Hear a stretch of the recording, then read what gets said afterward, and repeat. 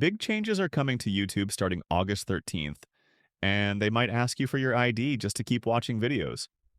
But in this guide, I'm going to show you exactly how to avoid handing over your personal information while still enjoying your favorite content. So stick around until the end because this is really important for anyone using YouTube.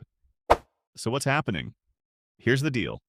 On August 13th, YouTube is rolling out a new policy. They'll be using AI to scan your watch history to estimate your age. If the system thinks you're under 18, it may ask you to submit your government ID.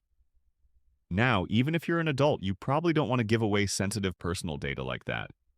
So let's break down how you can lower your chances of being flagged.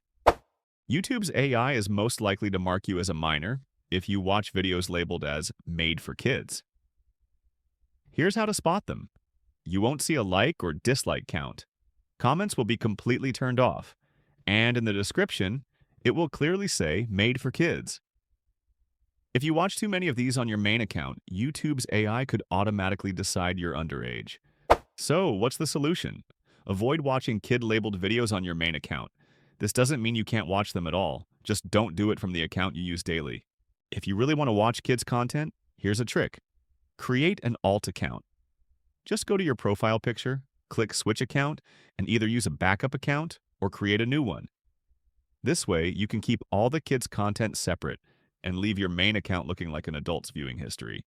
Of course, nothing here is a 100% guarantee because AI isn't perfect, but doing this dramatically lowers your risk of YouTube asking you to upload your ID.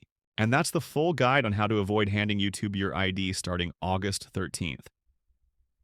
If you found this helpful, make sure to like this video, subscribe to the channel, and turn on notifications so you don't miss more important updates like this. Thanks for watching, and I'll see you in the next one.